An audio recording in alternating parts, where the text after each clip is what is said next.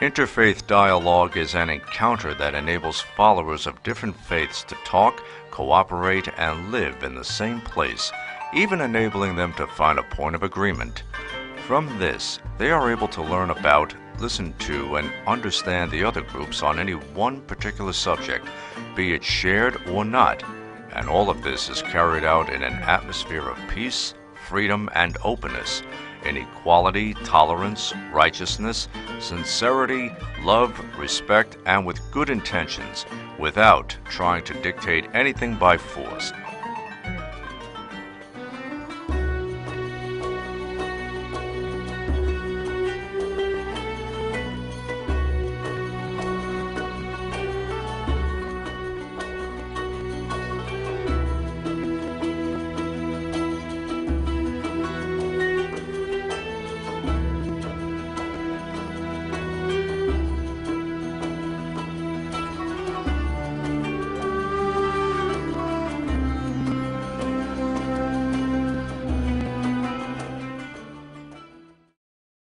Our source of inspiration in interfaith dialogue is Fethullah Gulen. Before beginning our program, we would like to briefly introduce him. Born in Erzurum, Turkey in 1941, he is one of the most famous religious scholars, a forerunner in the making of opinions, and a great civilian leader.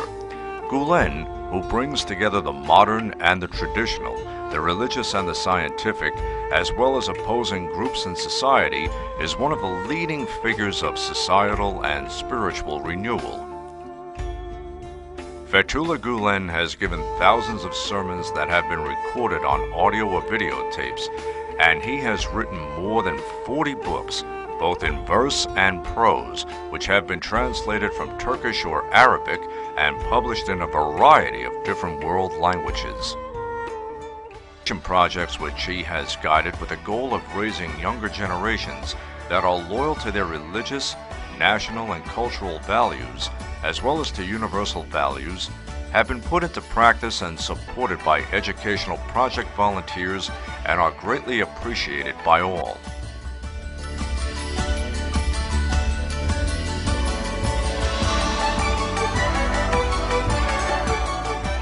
The group of volunteers and enterprisers who have carried Gulen's ideas into reality have gone past the borders of Turkey, opening schools in areas that stretch from Europe to Africa and from the Far East to America, despite the ethnic, cultural, and religious differences.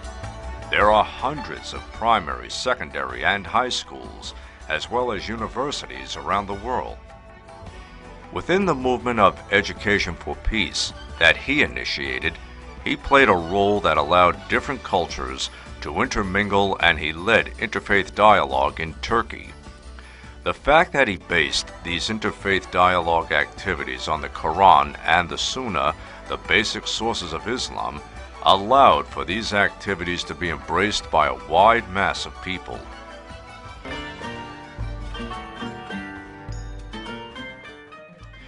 Gulen has emphasized the Islamic approach that being human comes first. He has underlined that being human is more important than being Muslim, Christian, Jewish, Hindu, or Buddhist. Gulen reminds the people of our time of the understanding summarized by the great Sufi master Yunus Emre. We love the created because of the Creator. Gulen says, "Love is the reason and essence of existence, and it is the strongest bond between human beings. Refusing to approach people with love, even though every human being is a work of divine art, will be unpleasant to God and those who love God." Gulen reminds us that we have a common ground with Christians and Jews in terms of holding some shared sacred values like belief in God, the prophets, and the hereafter. The following words of Gulen clearly point out that people cannot be blamed for being Jewish, Christian, or Buddhist, or any other religion. In my opinion, historical events should be considered in their own historical context. Every event should be evaluated with respect to the relevant circumstances. Gulen rejects the totalistic logic that many Muslims hold concerning Jewish people, as the Quran makes neither a positive nor a negative generalization. Nevertheless, the following verses from the Quran are good examples of this. Not all of them are alike. Of the people of the book there is an upright party who recite God's revelations throughout the night while prostrating themselves. They believe in God and the last day. They enjoin what is right and forbid what is wrong, and they hasten to do good deeds. These are of the righteous, and whatever good they do, they will not be denied it. God knows well those who guard against evil. In order to bring about his ideas that have been shaped by such verses, Gulen himself initiated the first steps for interfaith dialogue at the beginning of the 1990s, and he visited the leaders of the Greek, Armenian, Syrian Orthodox, Catholic Christian communities, and Jewish community. That is, all the minority groups in Turkey. Gulen also met with Pope John Paul II on February 9, 1998, and he said, "As believing people, we should establish closer relations.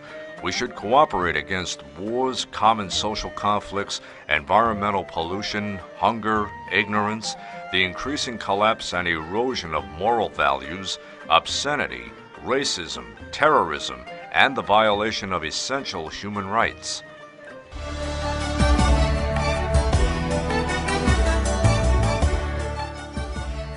This and similar comments and studies of Fethullah Gulen have changed the rooted notions of Turkish Muslims concerning Jews, Christians, Hindu, and Buddhist.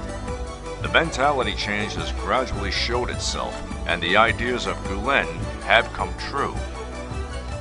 Gulen's philosophy of dialogue has inspired many Turkish Muslims living in Turkey and abroad, and they have opened interfaith dialogue institutions that, in turn, have organized several domestic and international activities. Our organization is also one of the institutions that have been inspired by Gulen's ideas.